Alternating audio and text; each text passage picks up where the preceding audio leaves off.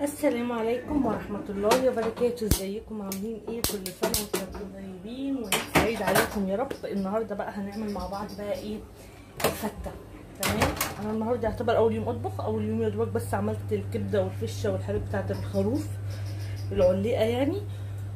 والنهارده اول مره اطبخ، لان امبارح النهارده تالت يوم العيد. امبارح كنت عند ماما ومامة جوزي يعني. تمام.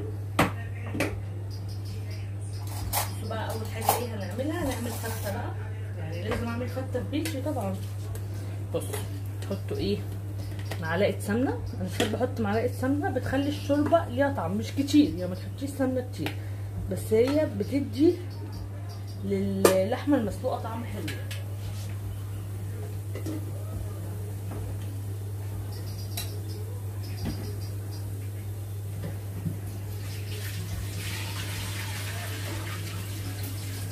واللحمه بس كنت بشطفها كده مطرح تقطيع الجزار.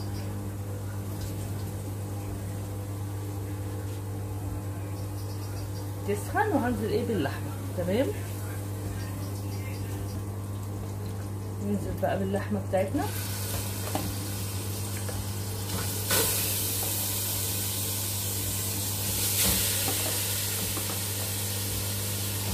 وطبعا اي دهنه حطيتها لك حطيها مع اللحمه هتعمل لك شوربه حلوه. طبعا عشان ما نحتاجش ان احنا نحمرها نشوحها كويس قوي كده مع السمنه قبل ما ننزل بالميه. تمام. انا هحط ميه سخنه في الكاتل تغلي دلوقتي عبال ما اللحمه ايه تتشوح.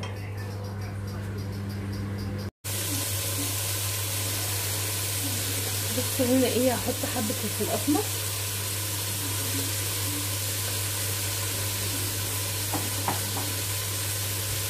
تمام كده.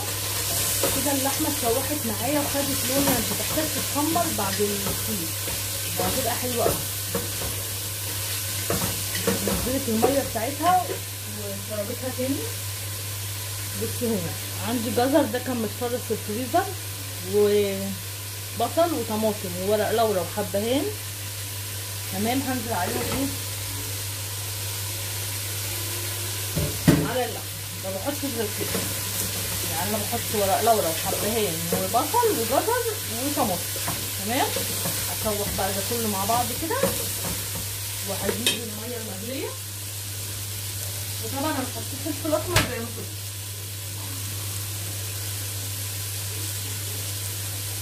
هنزل بقى ايه بالميه المغليه، لازم ميه مغليه.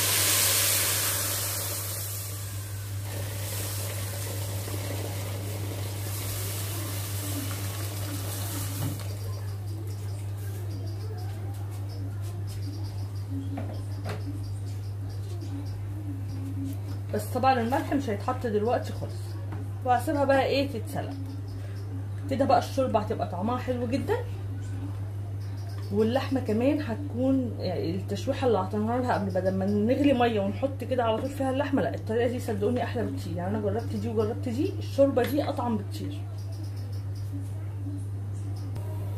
بصوا بقى جبت حلتين كده، هقول لكم هعمل ايه فيهم. انا ولادي ما بيحبوش الفته، انا المفروض ان انا هعمل فته. تمام. انا ولادي ما بيحبوش الفته، فهعمل ايه؟ هحط هنا معلقه توم، قصدي اسفه، هنا معلقه سمنه وهنا معلقه سمنه. هعمل لهم نوع صنف خضار كده عشان ياكلوه مع الرز، عشان حرام ما ياكلوش رز وشوربه كده. يعني ما بيعرفوش ياكلوا اصلا رز وشوربه والكلام ده، لازم يبقى فيه حاجه كده يبلعوا بيها الرز مش شوربه يعني. انا هعمل ايه؟ احط هنا معلقه سمنه وهنا معلقه سمنه. تمام.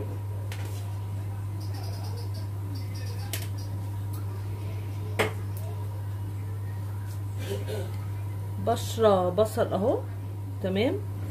هحطه للبسله.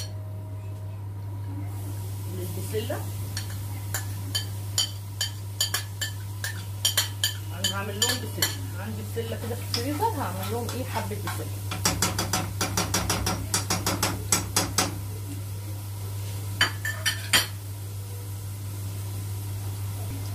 طب الحله التانيه دي هعمل فيها ايه؟ هعمل فيها الصلصه او الدقه بتاعه الفته. تمام. هشوح كده التومه بمعلقه سمنه.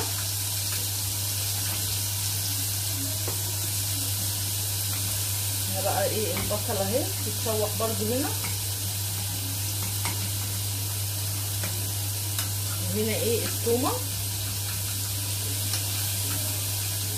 دي صلصه الفته ودي الصلصه بتاعت البسله.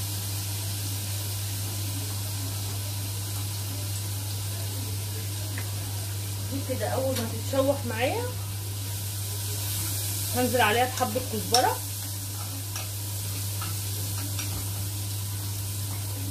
تاخد ايه لون بس اصفر يعني بس.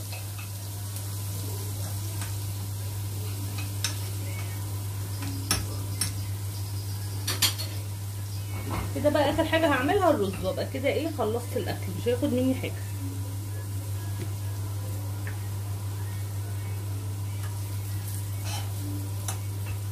بص اهو التومه اصفرت معايا اهي.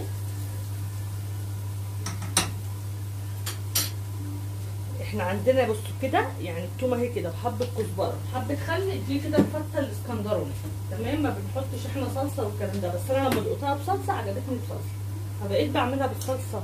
لكن دي كده الاسكندرانيه بيعملوها كده تومه متحمره وعليها حبه كزبره وحبه خل. دي وتحطوا عليها الشوربه. دي كده ايه الدقه بتاعت الفته. لكن زي ما قلت لكم انا لما جربتها اللي هي الصلصه عجبتني اكتر فبحط بقى عليها صلصه.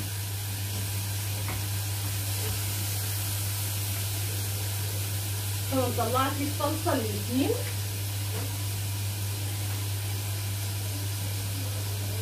عندي الفريزر يعني بعرف ان انا بخلص الصلصه على طول. هنزل ايه هنا كده بحبه.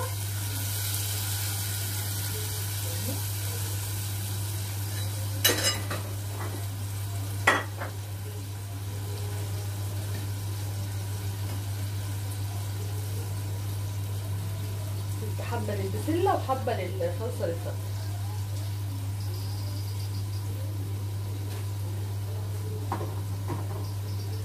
حط هنا حبه ملح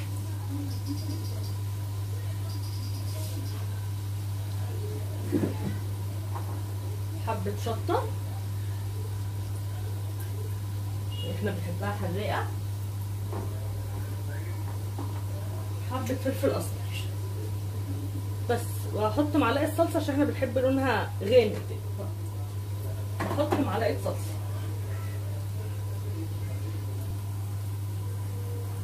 معلقه صلصه كده حلوه. بس كده خلصت معايا الصلصه بتاعت الفته بتاعتي. بصوا بقى البصل عندي اصفرت. انا عندي كيس بسله اهو في الفريزر بس ده كتير فمش هعمله كله عشان ده للاولاد بس.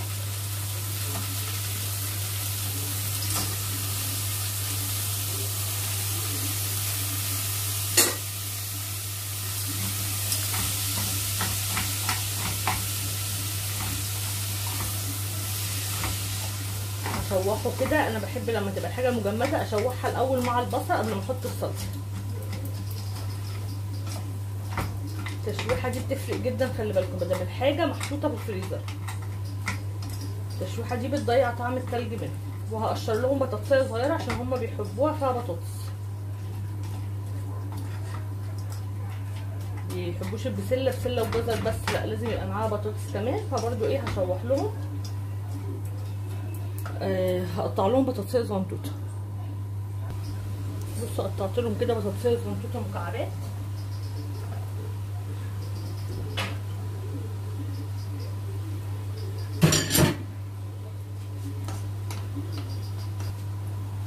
شوحها كده برضو مع البصل كده والبسله تمام. وهنزل بمعلقه صلصه.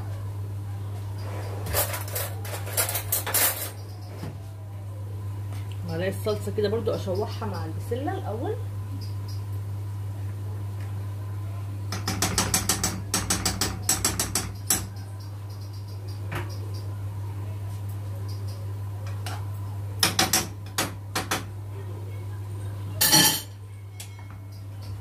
الصلصه دي كده خلاص خلصت. دي كده ايه صلصه الفته. تمام كده خلاص. انا شوحت بقى الصلصه مع البسله مع الجزر مع البطاطس. دي طريقه البسله دي بتخلي طعمها حلو جدا. بتشوحي بقى معلقه الصلصه كده من اللي في البرطمان دي معاها عشان تضيعي اي ريحه الماده الحافظه اللي فيها يعني. وادي ايه الصلصه عندي اللي هي كانت في الفريزر. بس كده اخد بس حبه ميه كده ايه اللي كانت موجوده في الطبق. وكده برضو البسله خلصت معايا.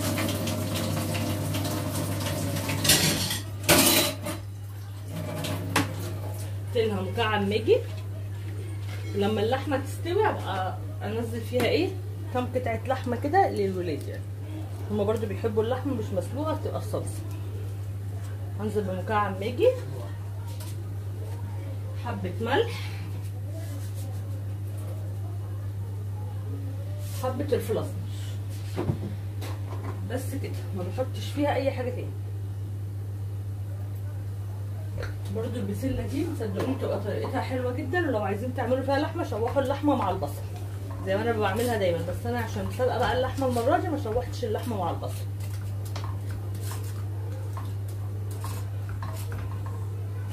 كده بقى هنعمل رز الفته. حبه زيت،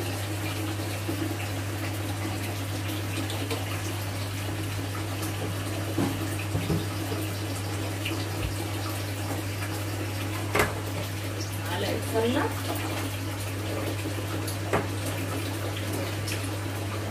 ويفضل طبعا ان هي تبقى سمنه فلاحي عشان يكون طعم الرز حلو.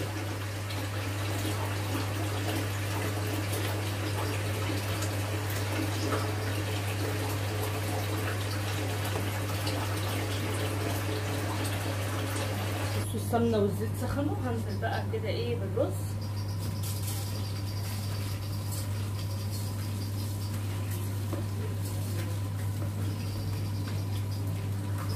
والله الاكل ما اخد مني يعني نقول نص ساعه، اقل من نص ساعه.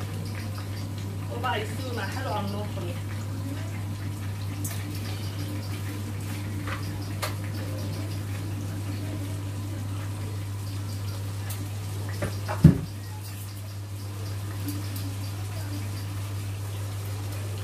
حط الملح،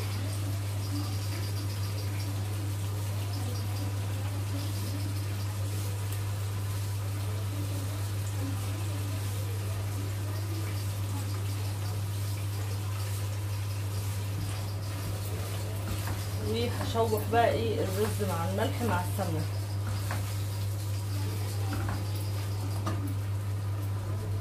الميه غليت على النار هنزل عليه بالميه المغليه. وكده الرز بتاعي خلص. اشوفكم بقى ايه وانا بغرف الاكل ان شاء الله. وبكده خلاص خلصت اكلتنا النهارده. ادي الفته غرفتها اهو. حطيت عليها بقى الصلصه واحط كمان سلطانيه الصلصه كده نسيت اغرفها عشان لو عايزين صلصه زياده. وادي الرز بقى للولاد والبسله باللحمه حطيت لهم كده جواها حتتين لحمه بس كده. والشوربه. وكده اكلتنا خلصت. ما تنسوش بقى تحطوا اللايك وتعملوا شير. وكل سنه وانتم طيبين واقول لكم مع السلامه.